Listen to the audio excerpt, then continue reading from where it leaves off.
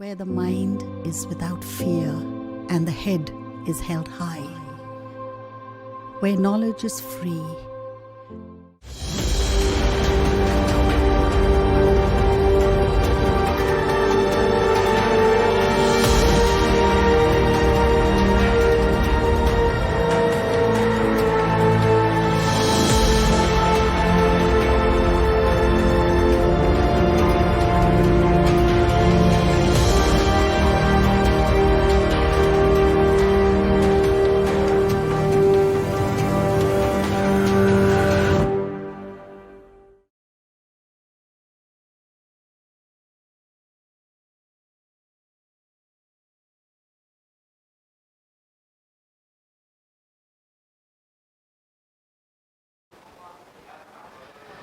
প্রিয় ছাত্রছাত্রীরা, মালদা জেলার অনলাইন শিক্ষা ক্লাসে তোমাদের পুনরায় স্বাগত। আমি তাপস মণ্ডল, মালদা টাউন হাই স্কুলের ভূগোল বিষয়ের শিক্ষক। আজ আমি যে বিষয়টা নিয়ে আলোচনা করতে যাচ্ছি সেটি হচ্ছে মানচিত্র ও স্কেল।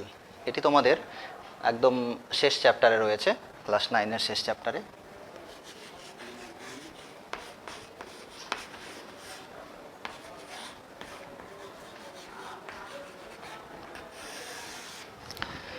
এখানে দুটো মেন বড় বিষয় রয়েছে, একটি হচ্ছে মানচিত্র এবং আরেকটি হচ্ছে স্কেল। তো প্রথমে আমি তোমাদের জন্য মানচিত্র সম্বন্ধে ধারণাটি দিচ্ছি, তারপরে স্কেল নিয়ে আলোচনা করব। ওকে,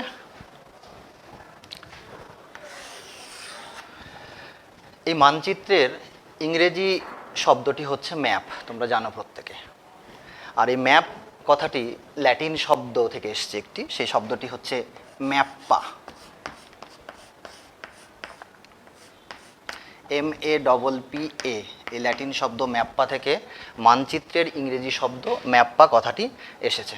ওকে, আর এই ম্যাপ্পা কথাটির অর্থ হচ্ছে এক টুকরো কাপড়।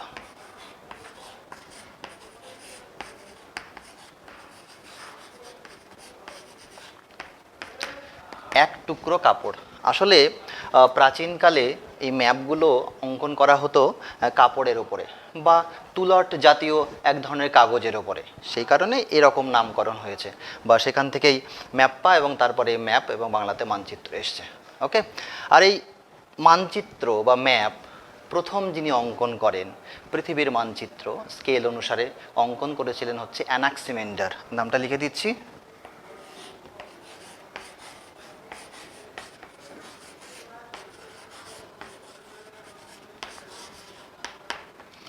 অ্যানাক্সিমেন্ডার। তিনি প্রথম স্কেল অনুসারে পৃথিবীর মানচিত্র অঙ্কন করে। এটি খ্রিস্টের জন্মের প্রায় 300 থেকে 400 বছর পূর্বের ঘটনা। তার পরবর্তীকালে টলেমি পৃথিবীর মানচিত্র অঙ্কন করেন, যদিও অ্যানাক্সিমেন্ডারের তুলনায় তিনি যথেষ্টই নিখুঁতভাবে অঙ্কন করার চেষ্টা করেছিলেন। তাহলে এবার আমি দেখে নিই যে ম্যাপ বা মানচিত্র এইটাকে যদি আমরা সংজ্ঞার আকারে বলতে যাই তাহলে কীরকমভাবে বলবো, মানে পরিষ্কারভাবে বলতে গেলে বলবে যে একটি নির্দিষ্ট স্কেল অনুসারে সমগ্র পৃথিবী বা পৃথিবীর কিয়দ অংশকে, মানে পৃথিবীর কোনো একটি অংশকে যখন দ্বিমাত্রিক তলের মধ্যে, দ্বিমাত্রিক তল বলতে এরকম একটা ফ্ল্যাট সারফেস, গ্রিন বোর্ড হতে পারে এরকম, বা খাতার মধ্যে যখন কোনো রাজনৈতিক বা প্রাকৃতিক সীমানা বরাবর অঙ্কন করা হবে তখন তাকে তুমি মানচিত্র বা ম্যাপ বলতে পারবে। আরেকবার বলছি, দেখো, একটি নির্দিষ্ট স্কেল অনুসারে, অর্থাৎ ম্যাপ অঙ্কন করতে গেলে তোমাকে স্কেল লাগবেই। একটি নির্দিষ্ট স্কেল অনুসারে আমাদের ত্রিমাত্রিক পৃথিবী, পৃথিবী তো 3 ডাইমেনশনাল, সেই ত্রিমাত্রিক পৃথিবীর সমগ্র অংশকে হতে পারে বা পৃথিবীর কোনো একটি নির্দিষ্ট অংশকে হতে পারে, যে অংশটিকে তুমি কতকগুলো সূত্র মেনে, কতকগুলো নীতি মেনে যখন কোনো সমতল স্থানের ওপরে অঙ্কন করবে সেটি অবশ্যই রাজনৈতিক সীমানা বরাবর বা প্রাকৃতিক সীমানা বরাবর হতে পারে, সেটিকে বলা হবে তোমার ম্যাপ বা মানচিত্র। ওকে, আচ্ছা, এইবার দেখে নিই যে এই ম্যাপ বা মানচিত্র অঙ্কন করতে গেলে আমাদের কোন কোন উপাদানের প্রয়োজন হয়, বা কোন কোন উপাদানগুলি একটি ম্যাপ বা মানচিত্রের মধ্যে থাকতে পারে।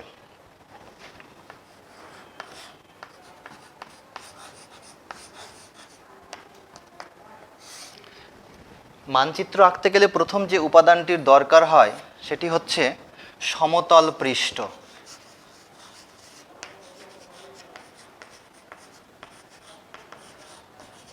বা কাগজ। অর্থাৎ যেখানে যে ক্ষেত্রের ওপরে আমি ম্যাপ বা মানচিত্রটা আঁকবো সেখানে সে পৃষ্ঠটা অবশ্যই সমতল হতে হবে। অর্থাৎ এই যে গ্রিন বোর্ডটা তোমরা দেখতে পাচ্ছ, এরকম কোনো একটা পৃষ্ঠের মধ্যেও তোমরা কিন্তু ম্যাপটা আঁকতে পারবে, বা তোমাদের খাতার মধ্যে তোমরা ম্যাপ বা মানচিত্রটা খুব সহজে আঁকতে পারবে। অবশ্যই সেটি সমতল পৃষ্ঠ হতে হবে, সমতল পৃষ্ঠ না হলে ম্যাপটি পারফেক্ট হবে না।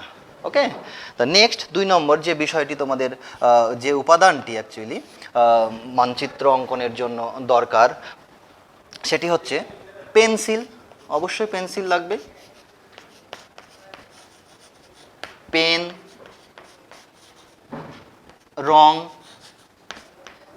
এই জাতীয় উপাদানগুলো এই ছাড়া তো পেন্সিল ছাড়া, পেন ছাড়া বা রং ছাড়া কোনো একটি মানচিত্র অঙ্কন করা কখনোই সম্ভব নয়।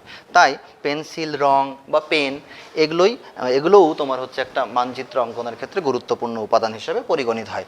3 নম্বর যেই বিষয়টি বা উপাদানটি তোমার মানচিত্রের জন্য দরকার সেটি হচ্ছে স্কেল। স্কেল সত্যি একটা গুরুত্বপূর্ণ বিষয়। আমি বলেছি প্রথমেই যে তোমাদের এই যে চ্যাপ্টার সেটা মানচিত্র এবং স্কেল নিয়ে, সুতরাং স্কেল নিয়ে আমি ডিটেলসে একটু পরেই বলছি। তার আগে দেখে নাও, একটু ছোট্ট করে বলে নিই এখানে যে স্কেলটা কতটা গুরুত্বপূর্ণ। স্কেল একটা ম্যাপের মধ্যে বা মানচিত্রের মধ্যে যদি না থাকে তাহলে সেটাকে কখনোই তুমি মানচিত্র বলতে পারবে না, সেটা শুধুমাত্র চিত্র আকারেই থেকে যাবে। তাই মানচিত্র হতে গেলে অবশ্যই সেই মানচিত্রের মধ্যে বা ম্যাপের মধ্যে তোমার স্কেল থাকতে হবে। স্কেল ছাড়া কখনোই কোনো একটা চিত্র মানচিত্রে পরিণত হতে পারে না। সুতরাং স্কেল হচ্ছে একটা সবচেয়ে গুরুত্বপূর্ণ উপাদান মানচিত্রের ক্ষেত্রে। ওকে, 4 নম্বর যে বিষয়টি আমি আলোচনা করব, মানে যে বিষয়টি তোমার মানচিত্রের জন্য গুরুত্বপূর্ণ উপাদানটি, সেটি হচ্ছে সংকেত বা সাংকেতিক চিহ্ন।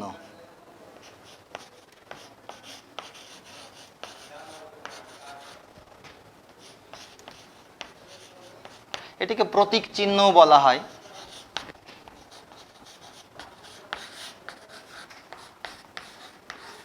ধরো প্রতীক চিহ্নটাই বেশি পারফেক্ট। তো প্রতীক চিহ্ন যে কোনো একটা ম্যাপ তুমি যখন আঁকবে, সেই ম্যাপের মধ্যে নদী দেখাতে গেলে বা পাহাড় বা পর্বত দেখাতে গেলে বা রাস্তাঘাট দেখাতে গেলে এই প্রতিটার জন্য বিভিন্ন ভাবে বা বিভিন্ন ধরনের প্রতীক চিহ্ন কিন্তু ব্যবহার করা হয়। তাই আর এই প্রতীক চিহ্নটাই মানচিত্রের ক্ষেত্রে বা ম্যাপের ক্ষেত্রে একটি গুরুত্বপূর্ণ উপাদান হিসেবে পরিগণিত হয়। ওকে, নেক্সট যে বিষয়টি একটি মানচিত্রের ক্ষেত্রে গুরুত্বপূর্ণ উপাদান হিসেবে পরিগণিত হয় সেটি হচ্ছে অভিক্ষেপ।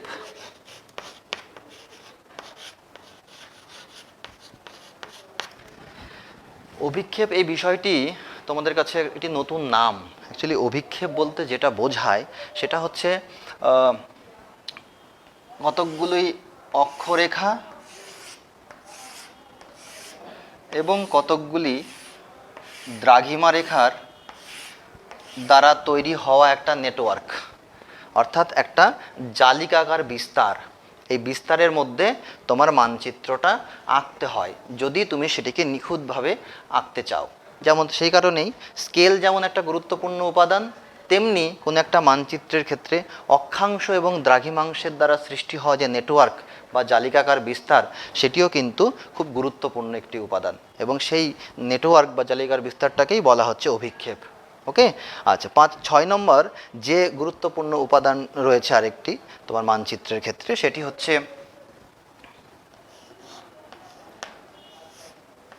নর্থ লাইন বা এটিকে উত্তর রেখা বলা হয় বা দিক রেখা বলা হয়। অর্থাৎ একটা মানচিত্রের মধ্যে বা ম্যাপের উত্তর দিক কোনটা সেটা কিন্তু দেখানো অবশ্যই জরুরি। দেখো আমি এখানে দেখাচ্ছি এই নর্থ লাইনটা কীরকমভাবে থাকে সাধারণত কোনো একটা ম্যাপের মধ্যে। ধরো এই একটা এরিয়া বা এই একটা ম্যাপ এই এরিয়ার মধ্যে রয়েছে। এখানে ম্যাপটা আঁকার পরে সাধারণত ডান দিকে একটি এই রকম এন দিয়ে একটা তোমার কিন্তু চিহ্ন বা সংকেত দেওয়া থাকে, যেটিকে নর্থ লাইন বলা হয়। এটা অনেক সময় এরকম শুধুমাত্র একটি নর্মাল তীর দিয়ে এখানে এন লেখা থাকে। এর মানে হচ্ছে যে এই ম্যাপের উত্তর দিকটা হচ্ছে এইটা, এবং সেই হিসাবেই দক্ষিণ এটা হবে, এবং ডান দিকটা পূর্ব এবং বাম দিকটা পশ্চিম হবে। ওকে, তো সুতরাং নর্থ লাইন বা দিক রেখা বা উত্তর রেখা মানচিত্রের ক্ষেত্রে কিন্তু একটি গুরুত্বপূর্ণ উপাদান হিসেবে পরিগণিত হয়। ওকে, নেক্সট 7 নম্বর শিরোনাম।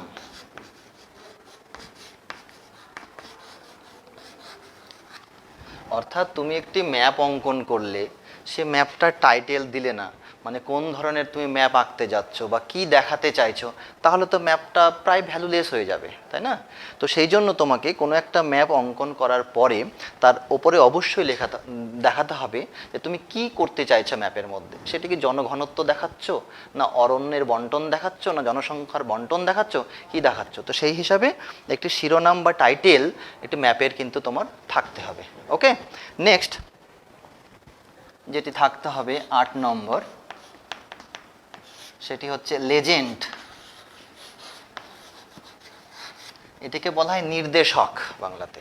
অর্থাৎ একটি ম্যাপ অঙ্কন করার পরে ম্যাপের মধ্যে যে বিভিন্ন উপাদানগুলোকে তুমি দেখালে, সেটিকে নিচে একটি বক্সের মধ্যে, এখানে ছোট ছোট বক্স করে তোমাকে বলে দিতে হয় যে এটি কি, 2 নম্বর এটি কি, বা এইটি কি। যে যে তুমি উপাদানগুলো এখানে দেবে, সেরকমই প্রতিটা বক্সের মধ্যে সেই সংকেত চিহ্নগুলো বা প্রতীক চিহ্নগুলো দিয়ে তুমি এখানে লিখে দেবে যে এটা তুমি এই জিনিসটা দেখাচ্ছ বা ওইটা ওই জিনিসটা দেখানোর চেষ্টা করছো। ওকে, তাহলে এই যে উপাদানগুলোর কথা বললাম 8টি, আমি আরেকবার বলে দিচ্ছি যে উপাদানগুলো সমতল পৃষ্ঠ বা কাগজ দরকার হবে। বললাম, বিবরণ দিলাম কি করে সমতল পৃষ্ঠ বা সমতল কাগজ জিনিসটা কী তা বললাম। পেন্সিল, পেন, রঙের প্রয়োজন আছে, স্কেল লাগবে, এরকমভাবেই প্রতীক চিহ্ন, অভিক্ষেপ, নর্থ লাইন, শিরোনাম, লেজেন্ড, এই সমস্ত উপাদানগুলো একটা ম্যাপ অঙ্কন করার জন্য যেমন জরুরি, এবং অঙ্কন করার পরে তোমার ম্যাপের মধ্যে ওই উপাদানগুলো থাকাটা অবশ্যই জরুরি, তাহলে একটা ম্যাপ সম্পন্ন হবে। ওকে, এবার দেখে নিই যে কোন কোন ধরনের ম্যাপ সাধারণত আমাদের সামনে আসে, বা কোন কোন ধরনের ম্যাপগুলো প্রচলিত অবস্থায় রয়েছে। অর্থাৎ ম্যাপের শ্রেণীবিভাগ সম্বন্ধে আমরা একটু আলোচনা করব। ওকে,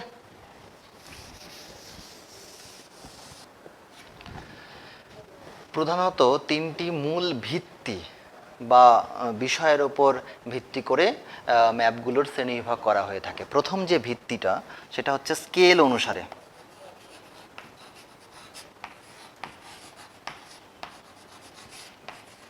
অর্থাৎ স্কেল অনুসারে মানচিত্র। স্কেল অনুসারে মানচিত্রকে সাধারণত 3টি ভাগে ভাগ করা হয়। 1 নম্বর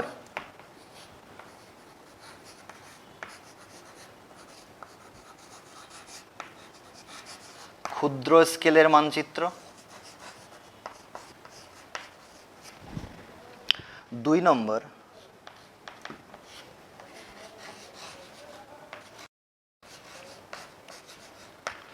মাঝারি স্কেলের মানচিত্র,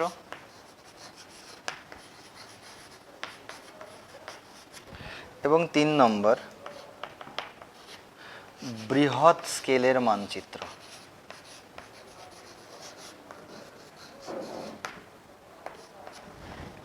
অর্থাৎ একটা ম্যাপ আমি যখন অঙ্কন করছি, সেই ম্যাপটার স্কেল কেমন হবে, স্কেলের মানটা কি খুব বেশি হবে, না স্কেলের মানটা খুব কম হবে, না মাঝারি ধরনের হবে, এর উপর ভিত্তি করেও কিন্তু মানচিত্রের শ্রেণীবিভাগ করা যেতে পারে। সেই হিসাবে কি পেলাম না 3টে মানচিত্র আমরা পেলাম। একটা হচ্ছে ক্ষুদ্র স্কেলের মানচিত্র। ক্ষুদ্র স্কেলের মানচিত্রের সংজ্ঞা হিসাবে তুমি যদি বলতে চাও, তাহলে বলবে যে যখন কোনো বৃহৎ স্থানকে ছোট্ট একটু অংশের মধ্যে, অল্প একটু জায়গার মধ্যে যখন তুমি উপস্থাপন করবে, তখন সেই মানচিত্রটাকে ক্ষুদ্র স্কেলের মানচিত্র বলা যেতে পারে। যেমন এক্ষেত্রে মানচিত্রের স্কেল বা আরএফ স্কেলটা কত হতে পারে আমি বলি। যে এক্ষেত্রে মানচিত্রের আরএফ স্কেলটা তোমার 1:10 লক্ষ বেশি হবে। এটা বেশি হবে সবসময়। অর্থাৎ এর যে আরএফ স্কেল, যেটি এই আরএফ স্কেলটি, স্কেল সম্বন্ধে আরএফ স্কেলটি কি এখন নতুন মনে হচ্ছে, একটু পরে আমি আলোচনা করব তোমাদের জন্য যে আরএফ স্কেল বিষয়টি কি। তো এইখানে শুধু জেনে নাও যে ক্ষুদ্র স্কেলের মানচিত্রের ক্ষেত্রে আরএফ স্কেলটা সবসময় 1:10 লক্ষের থেকে বেশি হবে। এবং এই জাতীয় ম্যাপগুলো তোমরা দেখে থাকবে তোমাদের স্কুলে, অফিস ঘরে, হ্যাঁ, যে বিভিন্ন যে ওয়াল ম্যাপগুলো থাকে, দেওয়ালের মধ্যে ঝুলিয়ে রাখা কোনো একটি মহাদেশ, সমগ্র মহাদেশের ম্যাপ সেখানে দেওয়া আছে, বা ভারতবর্ষের ম্যাপ সেখানে দেওয়া আছে, বা টোটাল পৃথিবীর ম্যাপ সেখানে দেওয়া আছে। তো এই জাতীয় ম্যাপ যেগুলোতে তোমার আরএফ 1:10 লক্ষের বেশি হবে, সেই ধরনের ম্যাপগুলোকে বলা হয় ক্ষুদ্র স্কেলের মানচিত্র। একটু অবাক লাগছে শুনতে এখানে যদিও, যে আরএফ স্যার আপনি বলছেন যে 1:10 লক্ষের বেশি হবে, আবার ম্যাপটাকে বলছেন ক্ষুদ্র স্কেলের। হ্যাঁ, ম্যাপটা ক্ষুদ্র স্কেলের হবে, কারণ আরএফ যত বড় হবে এইখানে তুমি ম্যাপটা তত তোমার ছোট আকারে উপস্থাপন করতে পারবে, তত বৃহৎ জায়গাগুলোকে খুব অল্প একটু অংশের মধ্যে তুমি উপস্থাপন করতে পারবে। সেই কারণেই এটি ক্ষুদ্র স্কেলের মানচিত্র। ওকে, পরের 2 নম্বর রয়েছে হচ্ছে মাঝারি স্কেলের মানচিত্র। এই ক্ষেত্রে তোমার কোনো একটি ম্যাপকে খুব বড় আকারেও দেখানো হয় না, আবার খুব ছোট আকারেও দেখানো হয় না, অর্থাৎ মাঝারি রূপে দেখানো হয়।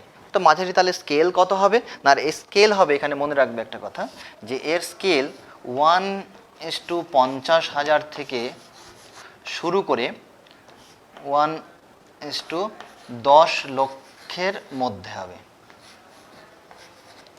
এই যে 1:50,000 থেকে 1:10 লক্ষ এর মধ্যে যে আরএফ থাকবে, যে ম্যাপগুলোর, সেগুলোকে তুমি অনায়াসেই মাঝারি স্কেলের মানচিত্র রূপে পরিগণিত করতে পারবে। এর সবচেয়ে ভালো উদাহরণ রয়েছে হচ্ছে তোমার টোপোগ্রাফিক্যাল ম্যাপ, টোপোসিট, তাই না? বাংলাতে যেটিকে বলা হয় ভূবৈচিত্র্য সূচক মানচিত্র। যদিও তোমাদের কাছে টার্মটা নতুন, ভূবৈচিত্র্য সূচক মানচিত্র কিছুই না।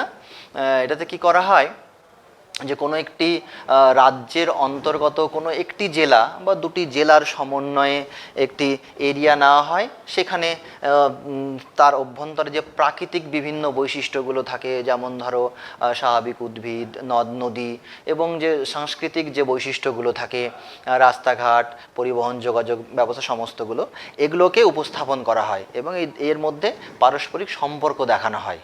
সাধারণত আমাদের এইখানে যে টোপোগ্রাফিক্যাল ম্যাপটা প্রচলিত, সেটির আরএফ হচ্ছে 1:50,000।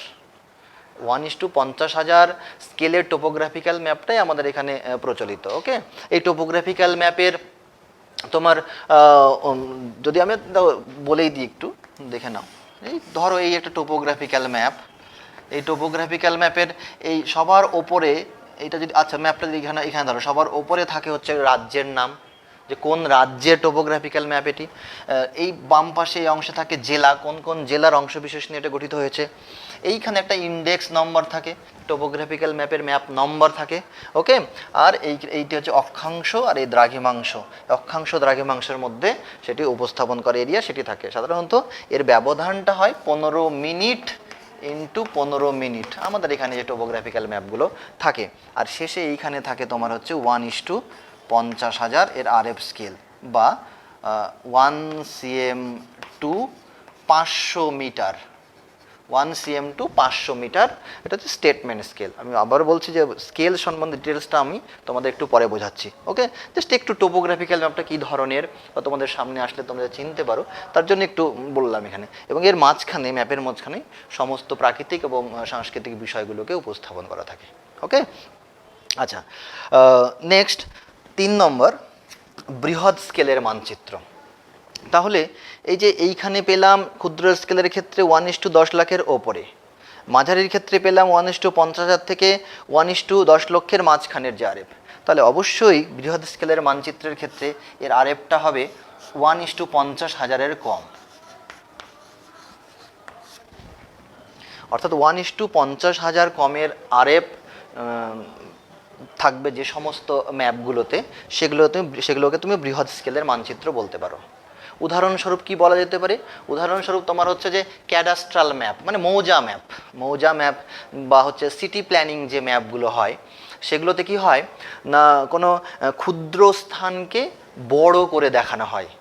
সাধারণত মৌজা ম্যাপগুলো যদি দেখে থাকো, দেখবে সেখানে থাকে তোমার টোটাল একটা মৌজার মধ্যে কতগুলো প্লট রয়েছে, কতগুলো বাড়ি রয়েছে, তার প্রতিটা প্লট নম্বর দিয়ে তাদের এরিয়া ডিমার্কেশন করা থাকে, তাই না? অর্থাৎ সেখানে ওই ক্ষুদ্র ক্ষুদ্র স্থানগুলোকেও বড় করে বা বৃহৎ করে দেখানো হয়। এটি হচ্ছে বৃহৎ স্কেলের মানচিত্র। সাধারণত দেখা হয় এই বৃহৎ স্কেলের মানচিত্রে বা ক্যাডাস্ট্রাল ম্যাপের ক্ষেত্রে, মৌজা ম্যাপের ক্ষেত্রে স্কেল থাকে হচ্ছে তোমার স্টেটমেন্ট স্কেলে 16 ইঞ্চিতে বা 16 ইঞ্চি 16 ইঞ্চ টু 1 মাইল, এই ক্যাডাস্ট্রাল ম্যাপের একটা গুরুত্বপূর্ণ বৈশিষ্ট্য। বা আরএফ এর ক্ষেত্রে দেখা যায় সাধারণত থাকে 1:4000, এরকম আরএফগুলো থাকে সাধারণত সিটি প্ল্যানিং বা তোমার ক্যাডাস্ট্রাল ম্যাপের ক্ষেত্রে।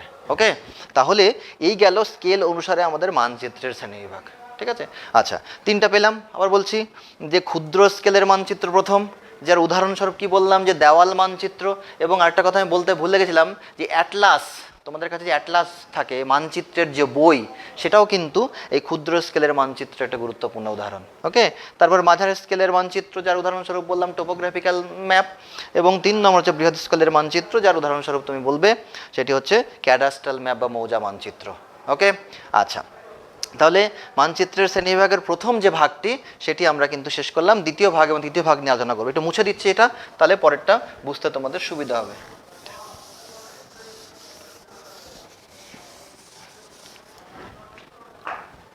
2 নম্বর হচ্ছে বিষয়ের ভিত্তিতে।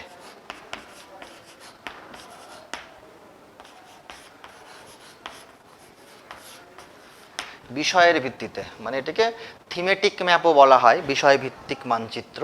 হ্যাঁ, মানে কোনো একটা নির্দিষ্ট বিষয়ের উপর ভিত্তি করে এই মানচিত্রটাকে প্রস্তুত করা হয়। তো বিষয়ের ভিত্তিতে মানচিত্রকে ভাগ করতে গেলে সবার প্রথমে আমরা দুটো ভাগ পাই। একটা হচ্ছে প্রাকৃতিক ম্যাপ, প্রাকৃতিক ম্যাপ বা প্রাকৃতিক মানচিত্র,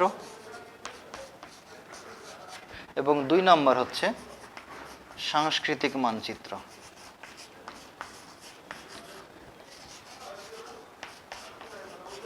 ওকে, প্রাকৃতিক ম্যাপের আবার বেশ কতগুলো ভাগ রয়েছে। প্রাকৃতিক ম্যাপের ভাগগুলো কি কি রয়েছে আমি দেখে নিই। আচ্ছা, এইভাবেই দিই।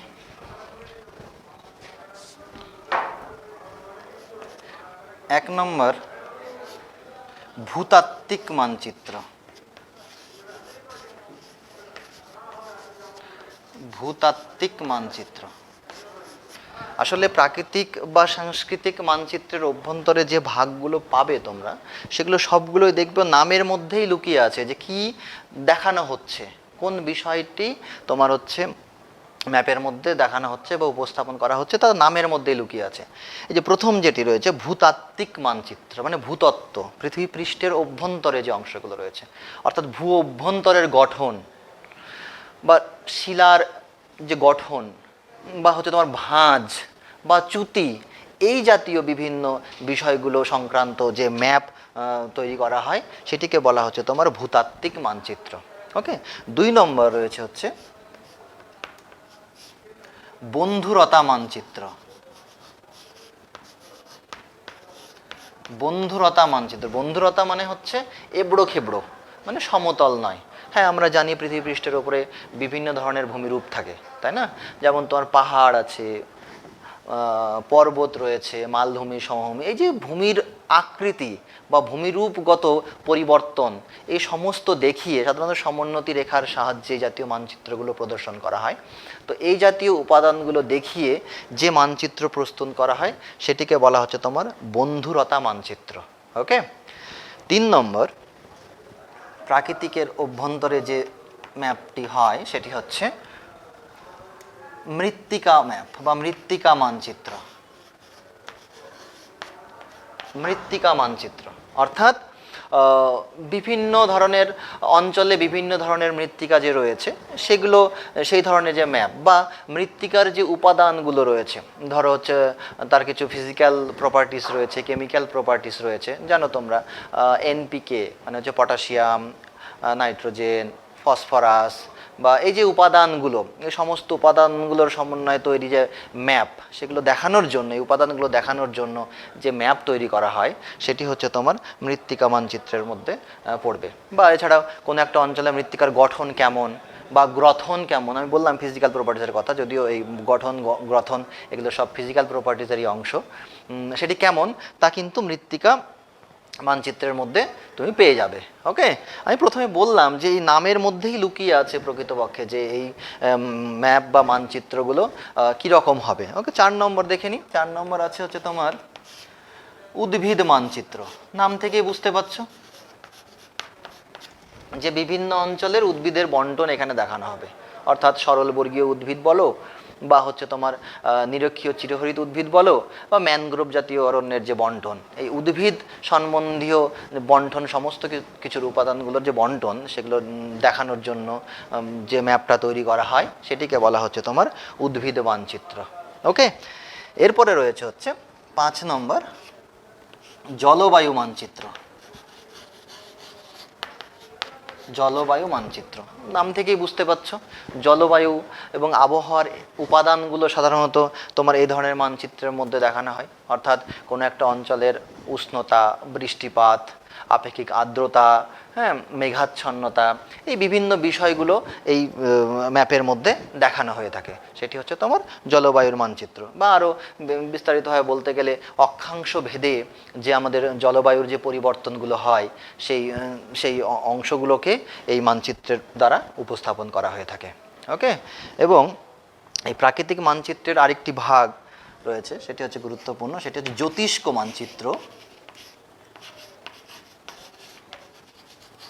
জ্যোতিষ্ক মানচিত্র, জ্যোতিষ্ক মানচিত্রের ক্ষেত্রে কি করা হয় না, আমাদের যে ইউনিভার্সের মধ্যে যে বিভিন্ন তোমার গ্রহ, নক্ষত্র এবং উপগ্রহগুলো রয়েছে তাদের অবস্থান এবং এদের মধ্যে পারস্পরিক যে দূরত্ব, এই সমস্ত বিষয়গুলো উপস্থাপন করা হয়।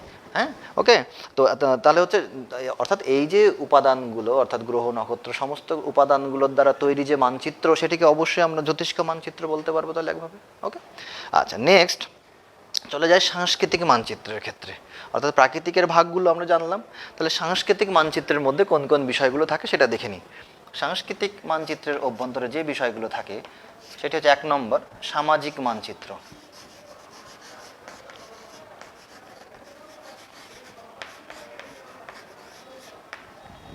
আচ্ছা, মানুষ তো সমাজবদ্ধ জীব, তা জানো তোমরা প্রত্যেকেই। তো এই সমাজবদ্ধ মানুষ পৃথিবীর বিভিন্ন অঞ্চলে তারা বিভিন্ন ধর্মের ভিত্তিতে বিভক্ত, বিভিন্ন জাতিগতভাবে এরা বিভক্ত। তো এই পৃথিবীর বিভিন্ন অংশে বিভিন্ন জাতিগত বন্টন বা ধর্মের বন্টন এর ভিত্তিতে তৈরি যে ম্যাপ, সেটিকে কিন্তু আমি সামাজিক মানচিত্রের মধ্যে অনায়াসে ফেলতে পারবো।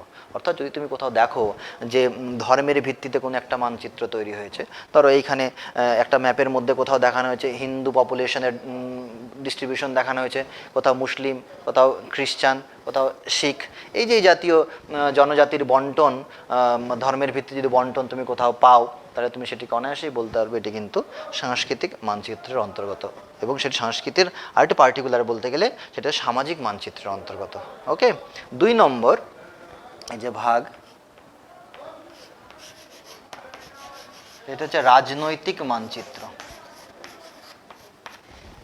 অর্থাৎ রাজনৈতিক মানচিত্রের মধ্যে কি দেখানো হয় না, কোনো একটা দেশ বা রাজ্য বা আরও ছোট জেলা বা ব্লক বা মৌজা, এই যে আমাদের যে প্রশাসনিক যে ইউনিটগুলো থাকে, এই ইউনিটগুলো পরিষ্কার করে যখন কোনো মানচিত্রের মধ্যে দেখানো হয় এবং সেই ইউনিটগুলোর মধ্যে সবচেয়ে গুরুত্বপূর্ণ যে তোমার নগর বা মহানগর বা তোমার হচ্ছে ডিস্ট্রিক্ট টাউন, হ্যাঁ, বা হেড অফিস, এগুলো সাধারণত দেখানো হয়ে থাকে।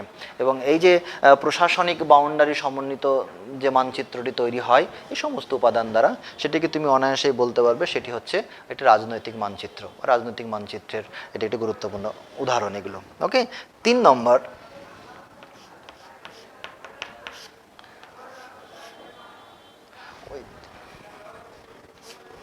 অর্থনৈতিক মানচিত্র।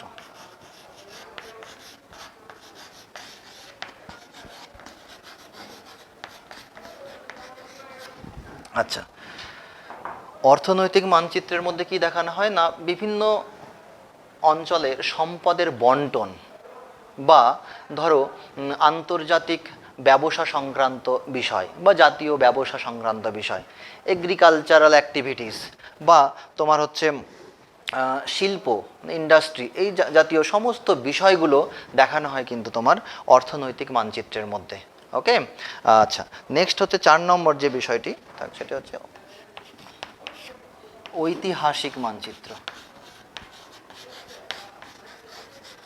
ঐতিহাসিক মানচিত্র। ঐতিহাসিক মানচিত্রের মধ্যে কি দেখানো হয়, মানে এই ধরনের মানচিত্রের ক্ষেত্রে তোমরা দেখবে যে কোনো একটা দেশের যে ঐতিহাসিক স্থানগুলো থাকে, যেমন মালদা ডিস্ট্রিক্টের ঐতিহাসিক স্থান বলতে গেলে কী পাবে, গৌড় পাবে, আদিনা পাবে, তাই না? এরকম ভারতবর্ষের ক্ষেত্রে তাজমহল বা আরও নালন্দা বিশ্ববিদ্যালয়, হ্যাঁ। তো এই যে জাতীয় কিছু প্রাচীন ধ্বংসস্তূপ সমগ্র থাকে বা ঐতিহাসিক উপাদানের সমন্বয়ে গঠিত যে বিষয়গুলো থাকে, সেই সমস্ত ঐতিহাসিক বিষয়গুলো কিন্তু তোমার ঐতিহাসিক মানচিত্রের মধ্যে স্থান পায়। অর্থাৎ এবং সেই বিষয়গুলো থাকলে তুমি অনায়াসেই বলতে পারবে সেটি হচ্ছে ঐতিহাসিক মানচিত্রের অংশ, বা এটি একটা হচ্ছে ঐতিহাসিক মানচিত্র। ওকে, তাহলে এই গেল তোমার হচ্ছে মানচিত্রের শ্রেণীবিভাগের দ্বিতীয় ভাগ বিষয়ের ভিত্তিতে। আমরা দেখে নেব 3 নম্বর যে ভাগটি রয়েছে সেটি কি। তাহলে আমি এটা একটু মুছে দিচ্ছি।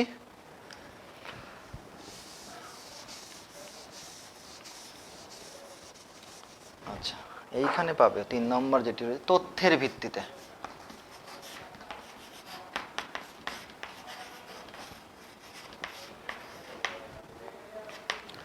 অর্থাৎ একটা মানচিত্রের মধ্যে কোন কোন তথ্য রয়েছে তার উপর ভিত্তিকে, বা তথ্যগুলো কি ধরনের রয়েছে তার উপর ভিত্তি করে মানচিত্রকে আবার এই তথ্যের ভিত্তিতে ভাগ করা হয়। এবং তথ্যের ভিত্তিতে যে দুটো ভাগে ভাগ করা হয় সেটা হচ্ছে একটা গুণগত মানচিত্র, আর একটা হচ্ছে পরিমাণগত মানচিত্র।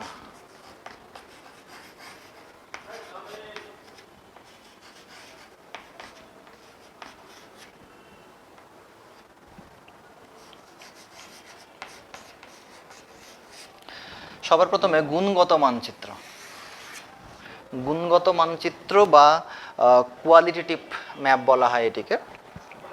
এক্ষেত্রে কি করা হয় না, কোনো একটা স্থানের যে বৈশিষ্ট্য, প্রকৃত যে বৈশিষ্ট্য সেটি কিন্তু তোমার ম্যাপের মধ্যে বা মানচিত্রের মধ্যে প্রতিফলিত হয়। যেমন ধরো কোনো একটা স্থানের তুমি শস্যক্ষেত্র দেখাচ্ছ, সেটি হচ্ছে হালকা হলুদ রং দিয়ে তুমি একটা ম্যাপের মধ্যে দেখাচ্ছ।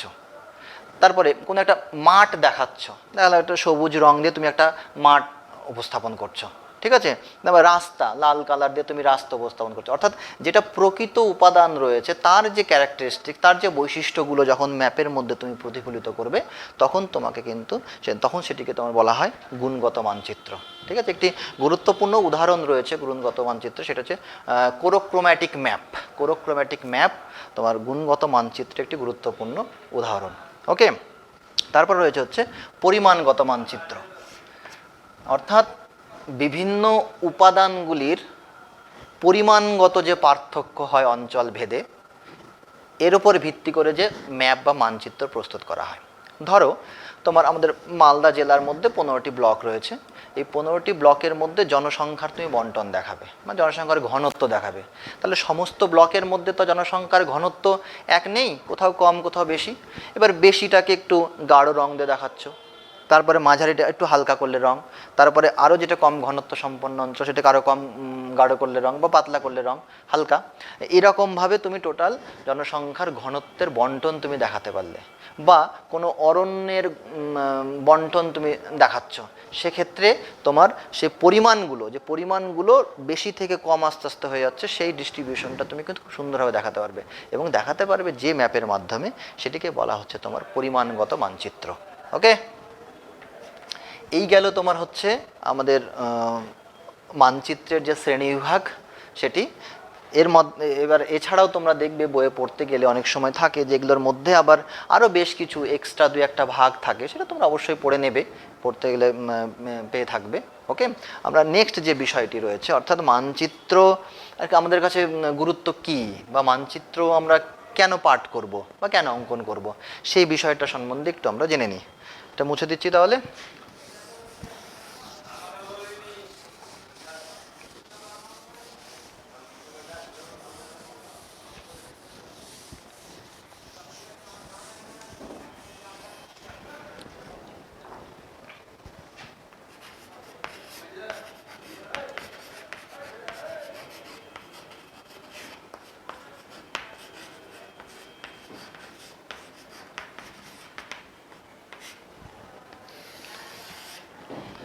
মানচিত্রের সবচেয়ে গুরুত্বপূর্ণ যে বিষয়গুলো রয়েছে আমি একে একে পয়েন্ট করে তোমাদের বলছি। সবার প্রথম রয়েছে হচ্ছে মানচিত্রের গুরুত্বের মধ্যে সবচেয়ে যে পড়বে এটা অবস্থান নির্ণয়।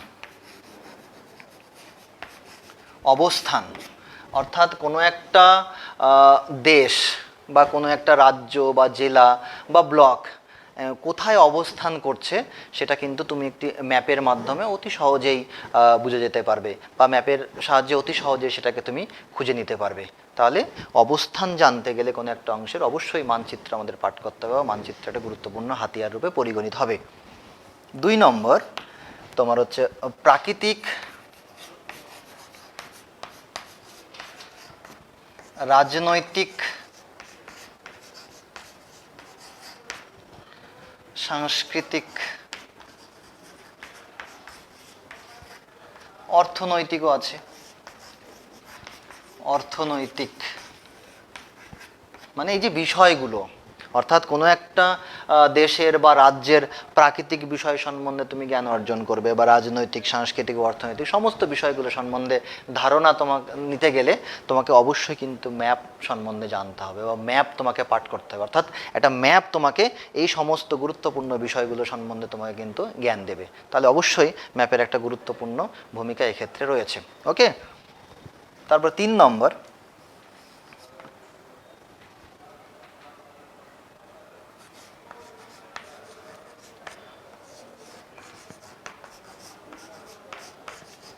দেশ ও রাজ্যের ধারণা। এটি একটি গুরুত্বপূর্ণ, যা তুমি একটা ম্যাপ থেকে পেতে পারো। কোনো একটা দেশের সীমানা কোথায় থেকে কতদূর পর্যন্ত বিস্তার লাভ করেছে, বা দেশের হেডকোয়ার্টার কোনটি, বা তার অভ্যন্তরে যে রাজ্যগুলো রয়েছে কতগুলো রাজ্য রয়েছে, রাজ্যের যে সীমানা বা তার অভ্যন্তরে জেলা, তারপরে ব্লক, মৌজা, এই যাবতীয় বিষয়গুলো, অর্থাৎ কোনো একটা দেশ, রাজ্য, ব্লক, জেলা সমস্ত বিষয়গুলো ডিটেলসে জানতে গেলে তোমার কিন্তু ম্যাপকে অবশ্যই পাঠ করতে হবে, বা ম্যাপ সম্বন্ধে জানতে হবে সেখানকার। ওকে, তো সেদিক থেকেও ম্যাপ কিন্তু গুরুত্বপূর্ণ ভূমিকা পালন করে থাকে। ওকে, 4 নম্বর যে বিষয়টি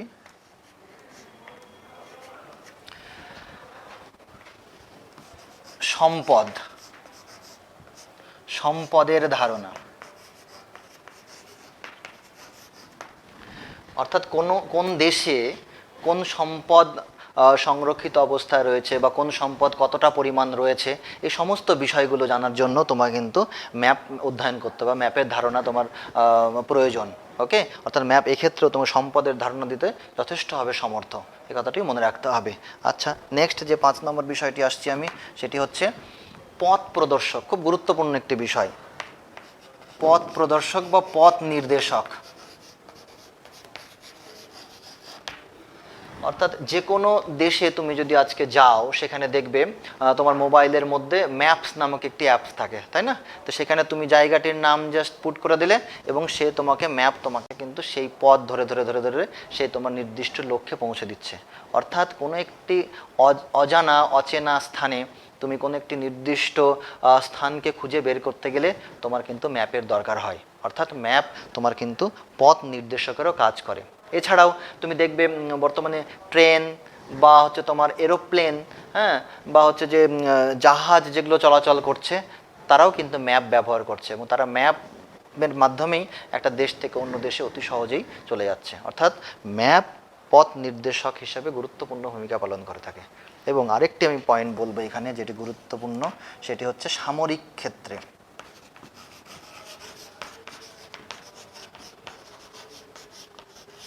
অর্থাৎ সামরিক ক্ষেত্রেও কিন্তু ম্যাপ গুরুত্বপূর্ণ ভূমিকা পালন করে থাকে, তাই না? অর্থাৎ আমাদের প্রতিবেশী শত্রু যে সমস্ত দেশগুলো রয়েছে, তাদের গতিবিধি লক্ষ্য করার ক্ষেত্রে, তারা কতটা দূর সীমানার কাছে এগিয়ে এসেছে, বা আমরা তাদের থেকে কতটা দূরত্ব অবস্থান করছি, বা তাদের যে ভেতরের অংশের মধ্যে কি কি অংশগুলো রয়েছে অ্যাকচুয়ালি, এই সমস্ত তথ্য জানতে গেলে আমাদের কিন্তু ম্যাপের দরকার হয়। তাই ম্যাপ সামরিক ক্ষেত্রেও, মানে যুদ্ধ ক্ষেত্রে এটি গুরুত্বপূর্ণ অস্ত্র হিসাবে পরিগণিত হয়। ওকে, তো এই গেল তোমাদের মানচিত্রের একটি ধারণা। মানচিত্র সম্বন্ধে আশা করি ডিটেলস তোমাদের আমি আলোচনা করলাম, ঠিক আছে? এবার আমি তোমাদের চলে যাব নেক্সট স্কেলের আলোচনাতে। ওকে,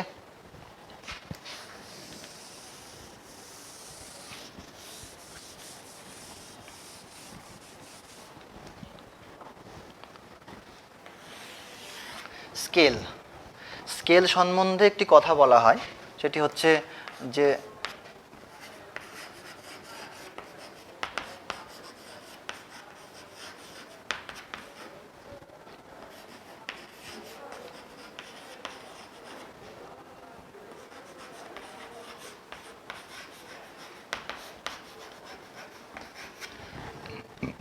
a scale is the ratio between map distance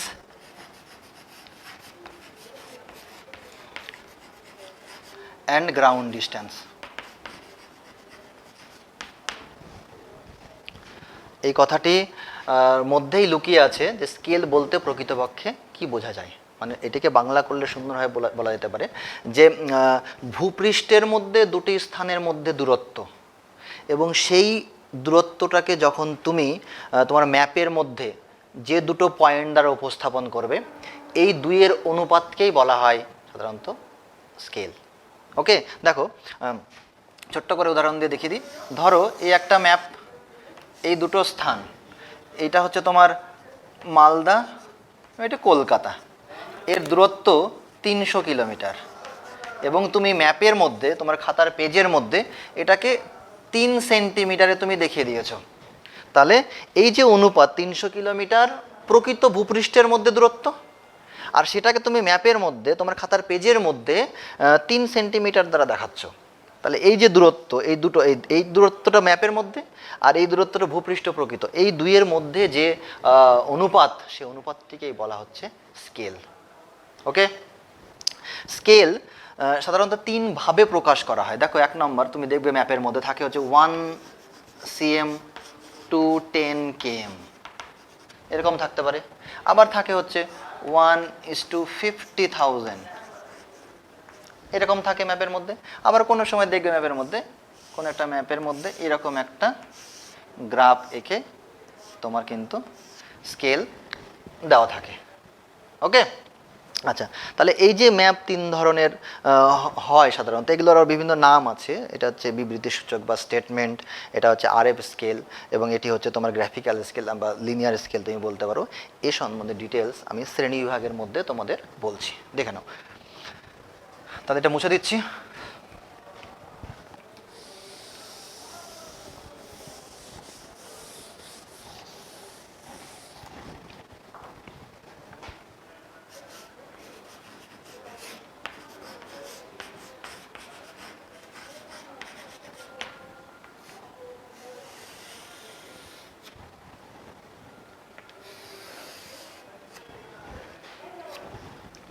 স্কেলকে সাধারণত 3টি ভাগে ভাগ করা হয়, মূল 3টি ভাগে। 1 নম্বর হচ্ছে বিবৃতি সূচক স্কেল,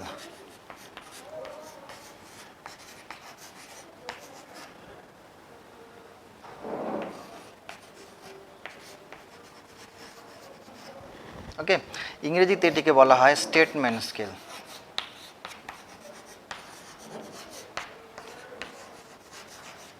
তো প্রথমে এটি নিয়ে আলোচনা করি, পরে যাচ্ছি পরে দুটোতে। বিবৃতি সূচক স্কেলকে তুমি সংজ্ঞার আকারে কেমন করে বলবে, বা স্কেলটির উদাহরণ কীরকম, বা ম্যাপের মধ্যে এটি কীরকমভাবে থাকে তা বলছি, শোনো। বিবৃতি সূচক স্কেলের সংজ্ঞা হিসেবে তুমি বলতে পারো যে ভূপৃষ্ঠের মধ্যে দুটি স্থানের দূরত্ব, এবং ওই দুটি স্থানকে ম্যাপের মধ্যে দুটি বিন্দুর দ্বারা যে দূরত্বের দ্বারা তুমি উপস্থাপন করছো, এই দুটো বিষয়ের মধ্যে যে অনুপাত, এই অনুপাতকে যখন লিখিত বিবৃতির মাধ্যমে বা কথার মাধ্যমে তুমি প্রকাশ করবে, তখন তুমি তাকে বলবে বিবৃতি সূচক স্কেল বা স্টেটমেন্ট স্কেল। যেমন আমি দেখালাম একটু আগেই যে কি থাকে, যে 1 সেমিতে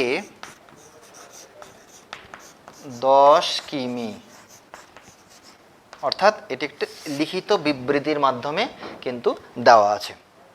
এখানে একটা কথা মনে রাখতে হবে যে কোনো সময় কিন্তু তোমরা এটা লিখতে পারবে না যে 1 সেমি ইকুয়াল টু 10 কিমি, এরকমটা কোনো সময় লেখা যায় না।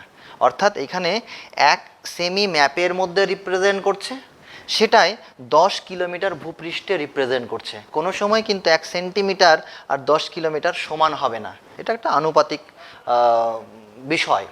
ওকে, তো এই বিবৃতিসূচক স্কেল ম্যাপের মধ্যে বা মানচিত্রের মধ্যে তোমার দেখবে যে ম্যাপের নিচে এরকম একটা লিখিত বিবৃতির মাধ্যমে উপস্থাপন করা থাকে।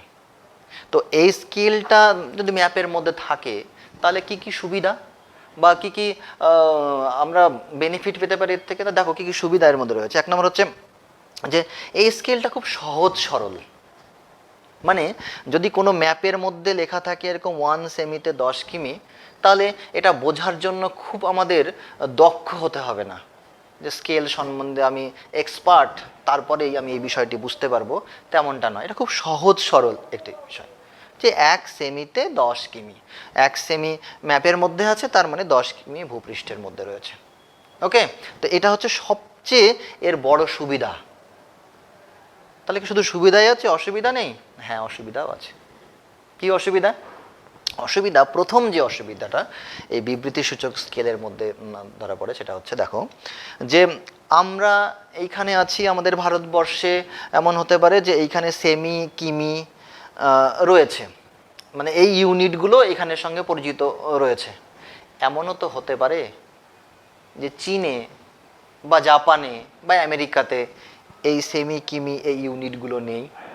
তাহলে এই যে লিখিত অবস্থায় কোনো একটা ম্যাপ যদি আমি সেখানে নিয়ে যাই, তাহলে দেখা যাবে ম্যাপটা কিন্তু পুরোটাই গুরুত্ব হারাচ্ছে, কারণ তারা তো সেটা বুঝতে পারবে না যে এখানে কি কিমি সেমি কিমি মানে বিষয়টা কি অ্যাকচুয়ালি। তাই বিভিন্ন ভাষাভাষী দেশের ক্ষেত্রে এই স্টেটমেন্ট স্কেল বা বিবৃতিসূচক স্কেল তোমার গুরুত্ব হারায়। ওকে, আরেকটি গুরুত্বপূর্ণ ত্রুটি বা অসুবিধা রয়েছে এই বিবৃতিসূচক স্কেলের, যে ধরো আমি এখানে দেখাচ্ছি যে কোনো তোমার এই একটা ম্যাপ, এই ম্যাপের স্কেলের মধ্যে এর নিচে দেখো এটাই লেখা আছে 1 cm টু 10 km লেখা আছে। এবার তুমি প্রয়োজন হলো এই ম্যাপটাকে ছোট করবে, অর্থাৎ এই ম্যাপটাকে জেরক্স মেশিন দিয়ে এটাকে রিডিউস করবে, অর্থাৎ এইটুকু অংশ করলে। কিন্তু এই যে স্কেল যেটা 1 সেন্টিমিটার 10 কিলোমিটার, এটা তো এখানে এই লেখাটাই উঠবে। হ্যাঁ, লেখাটা ছোট হয়ে যাবে, কিন্তু লেখা তো 1 সেন্টিমিটার টু 10 কিলোমিটারই হবে। তাহলে কিন্তু এই ম্যাপটা পুরো গুরুত্ব হারিয়ে ফেলবে, কারণ এই যে ডিস্টেন্স, সাপোজ এখান থেকে এখানে ডিস্টেন্স 1 সেন্টিমিটার, তাহলে এখানে 1 সেন্টিমিটার টু 10 কিলোমিটার হলো, দেখা যাচ্ছে এখানে 5 সেন্টিমিটার হলো বা 4 সেন্টিমিটার হলো। তাহলে 4 সেন্টিমিটারে বা 3 সেন্টিমিটার যাই হোক না কেন, 3 সেন্টিমিটার হলো, তাহলে 3 সেন্টিমিটারে তোমার কত হচ্ছে না, 3 × 10 = 30 কিলোমিটার প্রকৃত দূরত্ব। এখানেও তো এরকমই থাকবে, অর্থাৎ এইটা অংশটা যখন মাপতে যাবে 3 সেন্টিমিটার, তখন দেখবে এক্ষেত্রে তোমার ভুল ইনফরমেশন দেবে। ওকে, তো এটা হচ্ছে বড় একটা ত্রুটি। নেক্সট 2 নম্বর স্কেলের যে শ্রেণীবিভাগটি রয়েছে সেটি হচ্ছে ভগ্নাংশ সূচক স্কেল।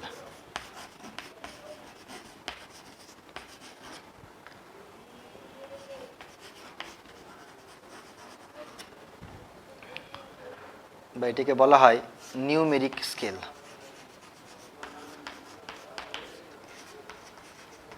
ইংরেজিতে নিউমেরিক স্কেল বলা হয়, এবং এটি আরেকটি নাম আছে যেটা তোমার পরিচিত তোমরা এই নামটির সঙ্গে, সেটা আরএফ স্কেল।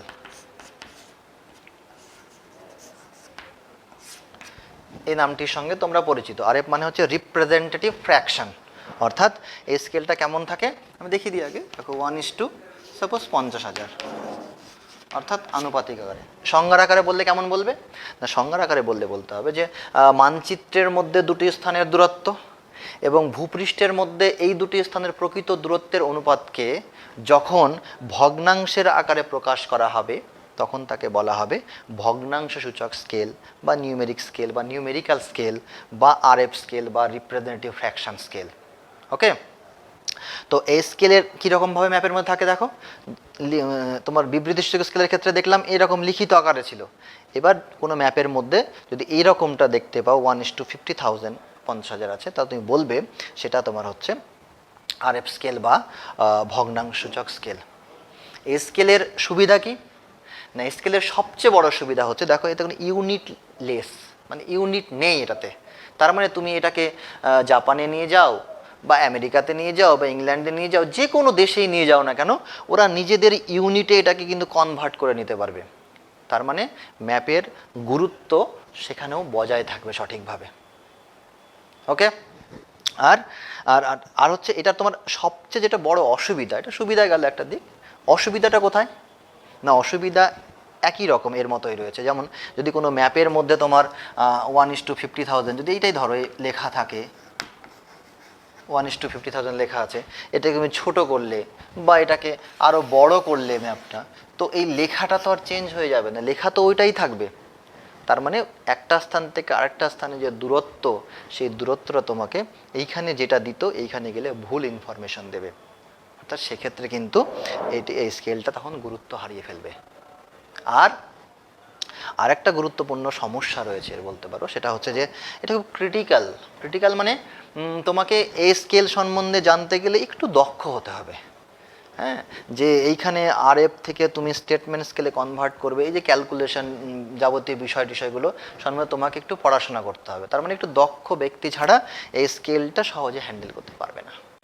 ওকে, 3 নম্বর যে স্কেলটি রয়েছে সেটি হচ্ছে তোমার লেখচিত্রিক স্কেল।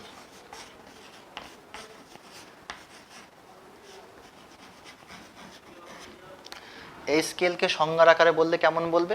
না, বলবে যে মানচিত্রের মধ্যে দুটি স্থানের দূরত্ব এবং ভূপৃষ্ঠে এই দুটি স্থানকে ভূপৃষ্ঠের মধ্যে যে প্রকৃত দূরত্ব, এই দূরত্বের অনুপাতকে যখন লেখচিত্রের আকারে বা গ্রাফের আকারে উপস্থাপন করা হয় তখন তাকে বলা হয় লেখচিত্রিক স্কেল। অর্থাৎ দেখবে যে কোনো ম্যাপের মধ্যে এরকম তোমার গ্রাফ দেওয়া থাকে, সেটি কিন্তু অবশ্যই লেখচিত্রিক স্কেল, বা এটিকে তুমি ইংরেজিতে বলবে হচ্ছে গ্রাফিক্যাল স্কেল।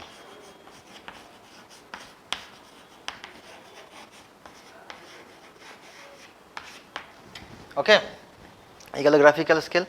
আচ্ছা, এই স্কেলের সুবিধা কি সবচেয়ে বড়? না, এই স্কেলের সবচেয়ে বড় সুবিধা হচ্ছে এই যে বিবৃতিসূচক বা ভগ্নাংশ স্কেল যে অসুবিধাটা সৃষ্টি করছিল, অর্থাৎ ম্যাপকে এনলার্জ করছো বা রিডিউসড করছো, তখন যে ম্যাপটা গুরুত্ব হারিয়ে ফেলছে, এক্ষেত্রে ও সবচেয়ে বেশি কার্যকরী। অর্থাৎ এটিও তো একটু গ্রাফের মতো, অর্থাৎ ম্যাপের মধ্যে ও একটি লেখচিত্রের আকারে উপস্থাপিত রয়েছে এখানে। অর্থাৎ তুমি যদি এই ম্যাপটিকে বড় করো তাহলে এই গ্রাফটিও বড় হয়ে যাবে, বা যদি তুমি ছোট করো ম্যাপটিকে তাহলে গ্রাফটিও ছোট হয়ে যাবে।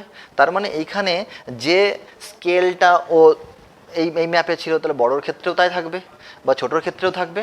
অর্থাৎ এক্ষেত্রে সবচেয়ে এই গ্রহণযোগ্যতাটা তুমি ম্যাপের সবচেয়ে বেশি থাকবে বা অ্যাকুরেট তোমাকে ভ্যালু সে দেবে। ওকে, আচ্ছা, এইবার আমি একটা জিনিস দেখে নিই, তোমরা দেখে নাও আর কি, যে এর আবার কতগুলো ভাগ রয়েছে। আমি একটু মুছে দিচ্ছি এই পাশটায়।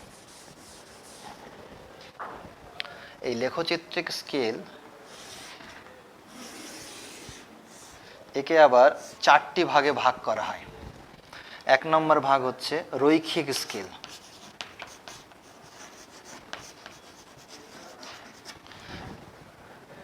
2 নম্বর রয়েছে হচ্ছে তুলনামূলক স্কেল, 3 নম্বর রয়েছে হচ্ছে কর্ণীয় স্কেল, 4 নম্বর রয়েছে হচ্ছে ভার্নিয়ার স্কেল।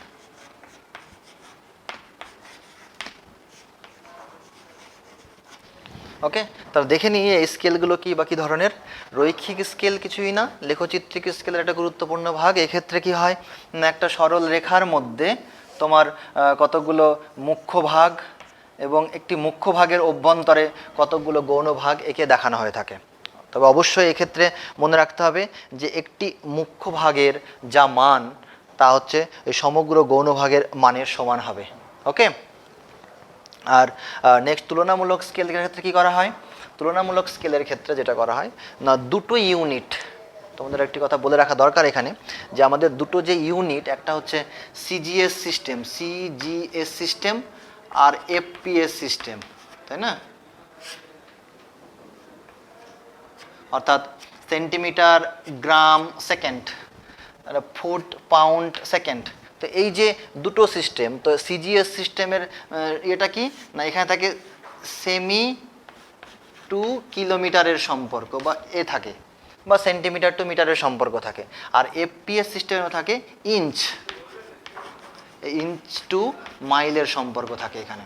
তো এই যে দুটো সম্পর্ক, তাহলে এবার যদি কোনো একটা দেশে দেখা যায় যে সেখানে সিজিএস সিস্টেমে প্রচলিত রয়েছে, আর তুমি তোমার দেশ থেকে একটা এফপিএস সিস্টেমের ম্যাপ সেখানে পাঠাচ্ছ, তাহলে তো সেটা বুঝতে পারবে না যে তুমি কি দেখাতে চাইছো, কতটা দূরত্ব এখান থেকে দুটো স্থানের মধ্যে, কতটা দূরত্ব গেলে তুমি তোমার লক্ষ্যে পৌঁছতে পারবে। এই যে বিষয়গুলো তুমি সহজে বুঝে উঠতে পারবে না। তো সেই জন্য এই তুলনামূলক স্কেলের ক্ষেত্রে কি করা হয় না, দুটো স্কেলের মধ্যে তুলনা করে একটা স্কেল অঙ্কন করা হয়। পাশাপাশি দুটো স্কেল থাকবে, এরকম পাশাপাশি দুটো স্কেল থাকবে, যে দুটো স্কেলের মধ্যে একটি থাকবে সিজিএস বা সেন্টিমিটার কিলোমিটার, আর ইঞ্চি ও মাইলের সম্পর্ক দেখিয়ে তোমার হচ্ছে এই স্কেলটা তৈরি করে। সাধারণত ব্রিটিশ এবং আমেরিকান সৈন্যদের সুবিধার্থে এই স্কেলটির প্রচলন হয়েছিল, কারণ হচ্ছে ব্রিটিশ বা ইংল্যান্ডে তোমার সিজিএস সিস্টেমটা প্রচলিত রয়েছে, আর হচ্ছে আমেরিকার ক্ষেত্রে তোমার হচ্ছে এফপিএস সিস্টেমটি প্রচলিত রয়েছে। এই দুটো দেশের সৈন্যদের সুবিধার্থে তোমার তুলনামূলক স্কেলের আবির্ভাব হয়েছিল। পরে কর্ণীয় স্কেল, এটিকে ইংরেজিতে বলা হয় ডায়াগোনাল স্কেল। তোমরা দেখবে ছোট্ট একটা স্কেল পাওয়া যায়, এই ছোট্ট সাইজের একটা স্কেল, সাদা রঙের একটা স্কেল পাওয়া যায়, সেটাকে ডায়াগোনাল স্কেল বলা হয়। তোমাদের অনেকের কাছে আছেও। তো এই ক্ষেত্রে কি হয় না, এটা সংজ্ঞার আকারে বললে কি বলবে যে নর্মালি আমরা জানি যে কোনো একটা বর্গক্ষেত্র বা আয়তক্ষেত্রের বিপরীত কোণদ্বয়কে যোগ করলে যে সরলরেখাটা আমরা পাই সেটাকে বলা হচ্ছে কর্ণ। তো কয়েকটি কর্ণের সাহায্যে যে স্কেলটি অঙ্কন করা হয় সেটাকে বলা হয় তোমার ডায়াগোনাল স্কেল বা কর্ণীয় স্কেল। তো এই কর্ণীয় স্কেলের সবচেয়ে বড় সুবিধা কি না, কোনো একটা নর্মাল স্কেলগুলো তুমি দেখবে ভ্যালু সাপোজ 2.56 এরকম একটা ভ্যালু আছে, তুমি নর্মাল স্কেলে 2.5 পর্যন্ত কিন্তু নিয়ে নিতে পারছো, কিন্তু এই 6 নেওয়ার জন্য তুমি কিন্তু অসুবিধার সম্মুখীন হতে হবে। অর্থাৎ 6টা হ্যাঁ নিয়ে তুমি নিতে পারবে, আইডিয়া করে একটু নিয়ে নিলে, একটু বাড়িয়ে নিলে, এখান থেকে মাঝামাঝি এইটুকু অংশ আসছে একটু বাড়িয়ে দিলাম 2.56 হয়ে গেল, কিন্তু অ্যাকুরেট ভ্যালুটা কত হবে 2.56, সেটা কিন্তু কর্ণীয় স্কেলের সাহায্যে তুমি কিন্তু অতি সহজেই মানে অ্যাকুরেটভাবে নিতে পারবে। অর্থাৎ এইখানে কর্ণীয় স্কেলের ক্ষেত্রে মুখ্য ভাগ, গৌণ ভাগ এবং প্রগৌণ ভাগ, এই তিনটে ভাগই দেখানো যায়। ওকে, আর ভার্নিয়ার স্কেল লাস্ট, এটি হচ্ছে তোমার সপ্তদশ শতাব্দীতে পিয়ারি ভার্নিয়ার নামে একজন বিজ্ঞানী আবিষ্কার করেছিলেন। তাই এই স্কেলের সাহায্যে কি হয় না, একই সঙ্গে রৈখিক এবং কৌণিক বা অ্যাঙ্গুলার যে ডিস্টেন্সটা বা মেজারমেন্টটা, সেটা এই স্কেলের সাহায্যে করা যায়, সাধারণত করা হয়ে থাকে। এই ভার্নিয়ার স্কেলের তোমার হচ্ছে সাধারণত মূল স্কেলের সহায়ক স্কেল হিসাবে কাজ করে, এবং এটাতে আরও ক্ষুদ্রতম ভাগ, অর্থাৎ ডায়াগোনাল স্কেলে যে ক্ষুদ্রতম ভাগ নিচ্ছ তার থেকে আরও সূক্ষ্ম ক্ষুদ্রতম ভাগ কিন্তু ভার্নিয়ার স্কেলের সাহায্যে তুমি নিতে পারবে। অর্থাৎ 1 mm কে আরও 10 ভাগে ভাগ করে তার একটি মান তুমি হচ্ছে ভার্নিয়ার স্কেলের সাহায্যে নিতে পারবে। ওকে, আচ্ছা, আর একটু অল্প একটু একটা ছোট্ট জিনিস বলে নিই, সেটা হচ্ছে দেখো এই যে এই তুলনামূলক স্কেল যেটি রয়েছে এটির আবার 4টা ভাগ রয়েছে। তোমরা একটু আমি এটা নিয়ে ডিটেলসে বলবো না, অল্প একটু সময় নেব। দেখো এই তুলনামূলক স্কেলকে 4টি ভাগে ভাগ করা যেতে পারে। একটা unit scale, time scale, pace scale, আর রিভলভ বা রেভলিউশন স্কেল। রিভলভ বা রেভলিউশন স্কেল মানে এক্ষেত্রে তুলনা করার ক্ষেত্রে আমি একটা বললাম প্রথম যে সিজিএস এবং এফপিএস সিস্টেমের মধ্যে তুলনা করার জন্য, সেটা অ্যাকচুয়ালি ইউনিট। এবার তুমি যদি তুলনা করতে যাও সময়ের সঙ্গে কোনো একটা সিজিএস বা এফপিএস সিস্টেমের কোনো একটা অংশের, তাহলে সেটা টাইম। এবং তুমি পেস মানে হচ্ছে পদক্ষেপ, এটা এসছে অ্যাকচুয়ালি মিলিটারি যারা, ওরা একটা ধাপ ফেলে সেটার ডিস্টেন্সটা তোমার হচ্ছে 30 ইঞ্চি বা 75 সেন্টিমিটার। তো এই মিলিটারি 100 বার বা 150 বার পায়ের ধাপ ফেলার সঙ্গে সঙ্গে কতটা দূরত্ব যাচ্ছে, হ্যাঁ, সেই ধাপের সঙ্গে দূরত্বের যে সম্পর্ক দেখিয়ে যে স্কেলটা পাওয়া যায় সেটি হচ্ছে পেস স্কেল। আর শেষ হচ্ছে রিভলভ বা রেভলিউশন স্কেল, সেটি হচ্ছে কোনো একটা চাকার আবর্ত, বাইকের চাকার আবর্ত, অর্থাৎ 10 বার বা 25 বার বা 50 বার একটা চাকা আবর্তন করলে বা আবর্ত করার ফলে কতটা দূরত্বে যাচ্ছে এবং সেটার সঙ্গে সম্পর্ক দেখিয়ে, মানে কত কিলোমিটার বা মাইল যাচ্ছে সেটা সম্পর্ক দেখিয়ে যে স্কেলটা আমরা পাই সেটা হচ্ছে রিভলভ বা রেভলিউশন স্কেল। ওকে, এইটুকু শ্রেণীবিভাগ তোমাদের জন্য সত্যি খুব গুরুত্বপূর্ণ, তোমরা এটা ভালো করে পড়বে অবশ্যই। এছাড়াও আরও ডিটেলস এর শ্রেণীবিভাগ রয়েছে, ভার্নিয়ার স্কেলের আরও ভাগ রয়েছে, সেগুলো তোমাদের দরকার হবে না। হ্যাঁ, আমি এইটুকুই বলছি। আর একটা বিষয় তোমাদের বলবো শেষে, যে এই যে স্কেলেরও বেশ কতগুলো গুরুত্ব রয়েছে, অল্প একটু শুনে নাও।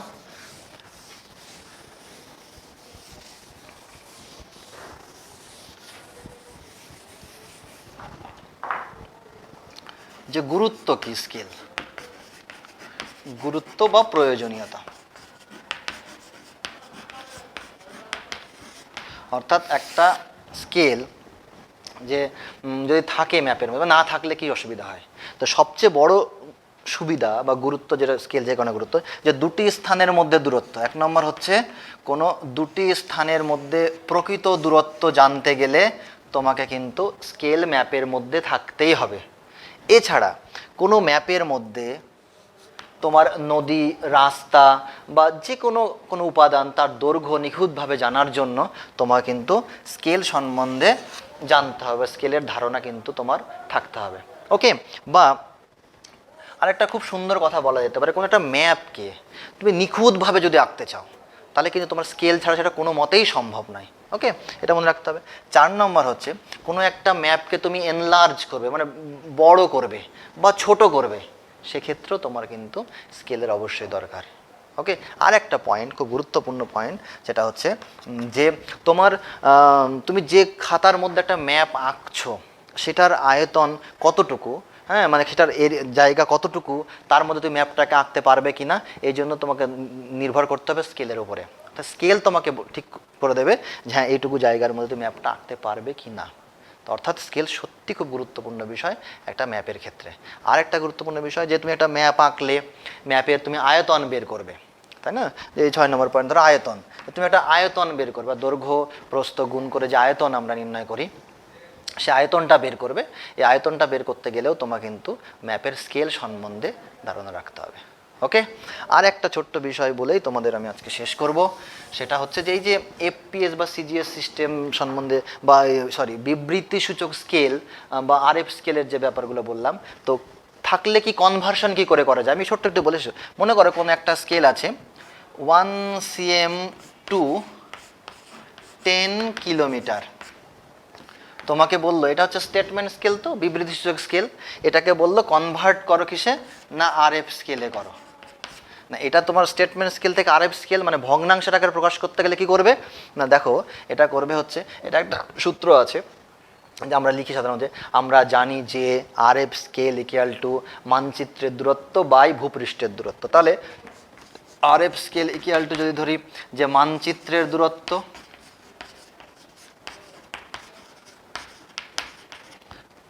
আর এটা হচ্ছে ভূমিভাগের দূরত্ব,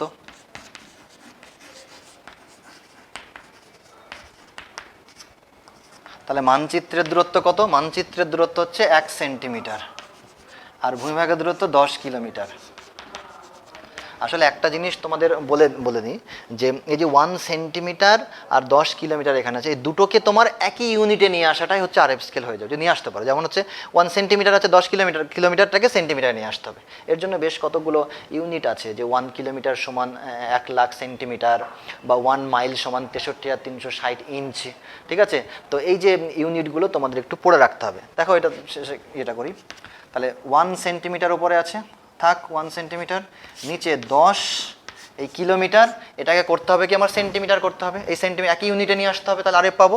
তো একই ইউনিটে নিয়ে আসতে গেলে এটাকে 1 লাখ দিয়ে গুণ করতে হবে, 1 লাখ দিয়ে গুণ করলে হবে 1 centimeter by 10 lakh centimeter, centimeter কেটে গেল, তাহলে 1/10 লাখ, অর্থাৎ আরএফ হবে তোমার 1:10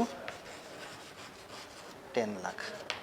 এই হচ্ছে তোমার আরএফ, অর্থাৎ 1 সেন্টিমিটার স্টেটমেন্ট থেকে আরএফ এরকম করে কনভার্ট করা যেতে পারে। আর একটা ছোট্ট জিনিস একই রকমভাবে বলেই দেখো, বলে দিই, একই রকমভাবে একটা আরএফ স্কেল আছে, মনে করো যে আরএফ আছে 1:50,000 ধরো, এটা ম্যাপের মধ্যে আছে।